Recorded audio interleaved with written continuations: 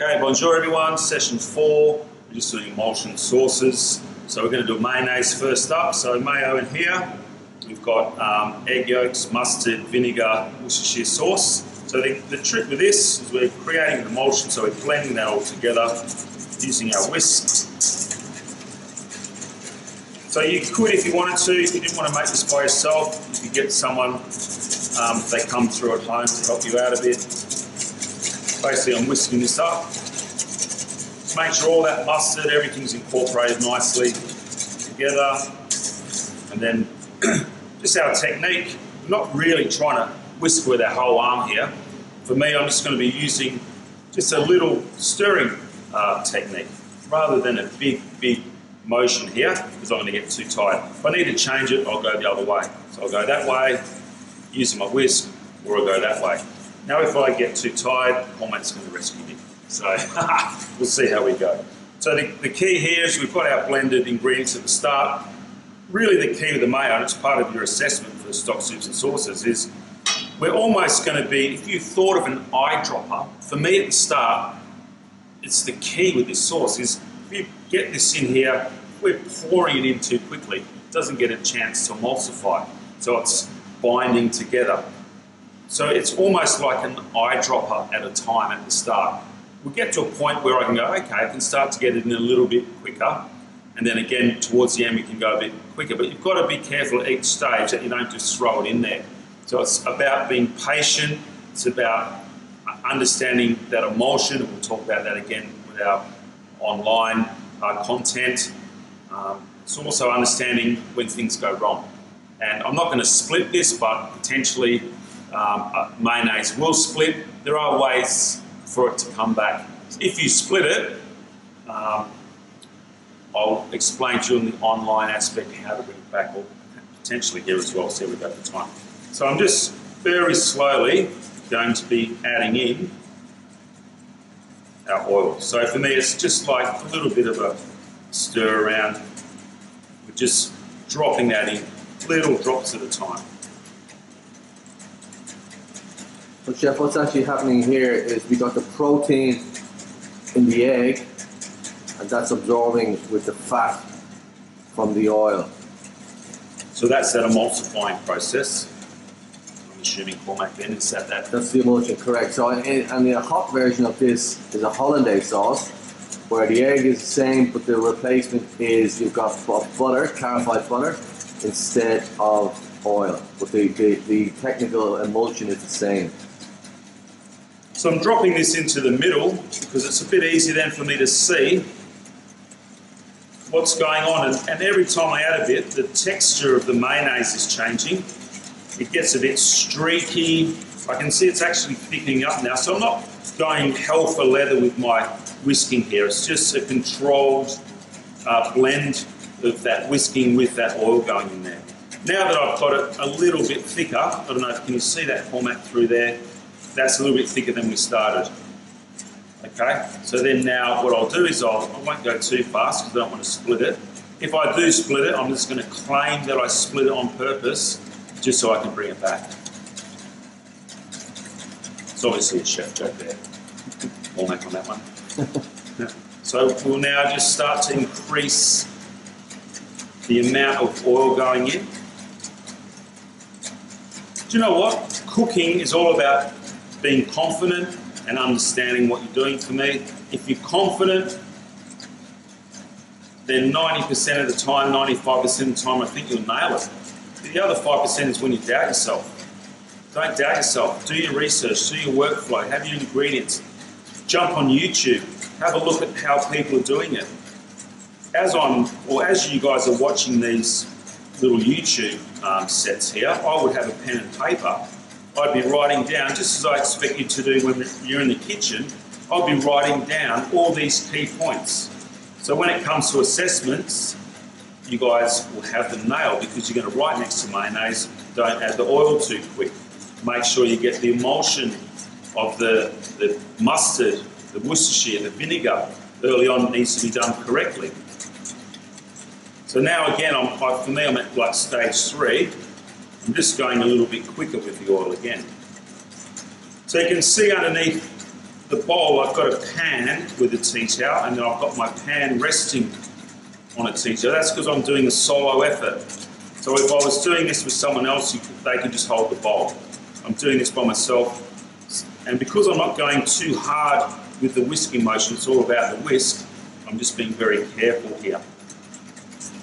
So, Chef, in a commercial restaurant, they've got equipment that can be made with mixers and Definitely. RoboCoop. So if you go for a trial or you're in a kitchen, I don't think they're going to want you to be standing here making a litre of mayonnaise with a whisk.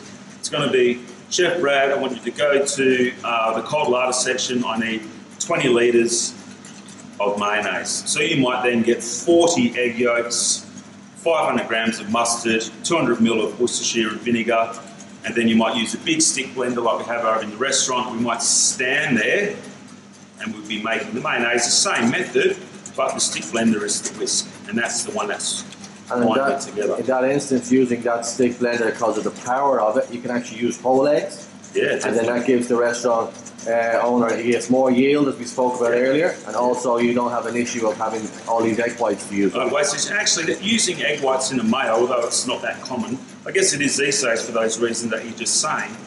But in actual fact, you get a really nice light mayo out of it as well. It's really, really soft. It's almost like a mayo foam. So what I did there, Paul Mickers, I thought that I needed my mayo to be a little bit thicker.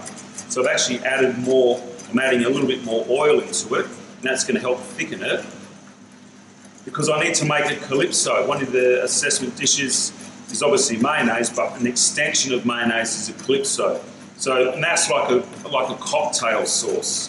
So with that cocktail sauce, it needs to be a little bit thicker so I can dollop it. So I'm just going to go, can you zoom in here, Paul Mac? I just want to show what happens to the mayo. I don't know if they'll be able to see it. When I add the oil too quick, tell me when to go. See what happens. Go. So when I add the oil too quick, see how the top of it goes shiny and it almost splits. I've got to be very careful here that I don't actually split it. But the texture changes. It goes very shiny. You can see that the oil isn't mixing through. Do it again. So Chef, if it did split at this point, what would we do? I'd stop. I'd stop, and then what I'd do is I'd go and get egg yolks again. I'd get a little bit of vinegar. I probably wouldn't do more Worcestershire, and I'd start that emulsion process again. I'd actually, for me, I'd do my egg yolks with those other ingredients. I whisk it. I actually start a mayonnaise with a little bit of mayo rather than dropping the split one straight in. So I might do 10% of that next mayonnaise would be a fresh mayonnaise, and then I start adding in the other one. So what do you think, Paul? That's pretty good. I think that's good. I think it's thick enough. So again, for me, it's just a little bit of seasoning. So this is a base sauce. So if you're a garde-manger or a larder chef in the larder section of a restaurant, you would have this on hand, possibly 5-10 litres all the time, and you might turn it into, cocktail sauce, remoulade, tartare sauce, but you'll have it as a base. Okay. So what I'll do now is just a little bit of lemon juice to finish, and that just helps to kind of add the acid to it.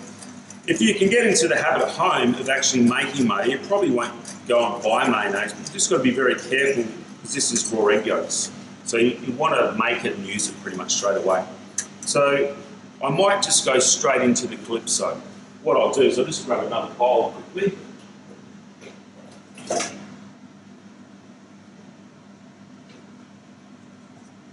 I'm just going to add some of that mayo into that bowl there. Beautiful velvety texture. It's just, I quite like that texture like that. I just can dip into it, whatever we want to do. I'm going to add some yogurt into that now. So again, we're looking at the recipe. We've got yogurt, we've got some horseradish in there, we've got more lemon. Often it's got Tabasco in it as well. Obviously yogurt and just tomato ketchup.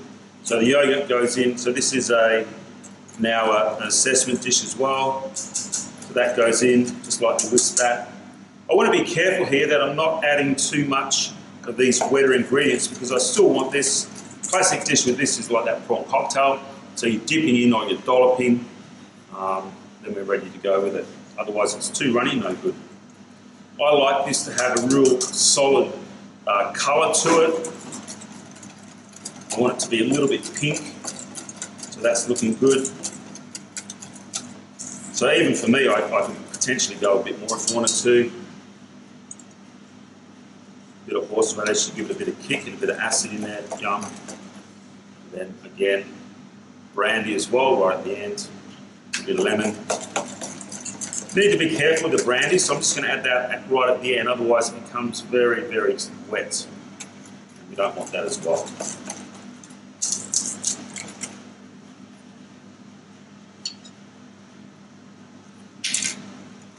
It just needs a bit of salt. Okay, so this one, lovely. You know, crumb prawns, we'll just poach or barbecue some prawns or at home. Again, fish, make your lovely cocktails. Even do something with some veggies, would be yummy with that. That's pretty much it. You've got a mayonnaise base, you've got a Calypso base. So just show us the two then, so we can So see. mayo, nice velvety, a little bit of shine to it. Move to our Calypso, which are both assessment items. Okay, very easy to do. Again, it's about not rushing, taking your time with that oil into the mayo. Get the mayo right. When the mayo is right, that extension of your sauce, like 4 or 5 ingredients into that. But the trick is understanding what you're going to use it for and being clear with your workflow. Again, the equipment on hand so things aren't sitting out. This you need to use straight away. It's got raw eggs in it. Okay, thanks a lot.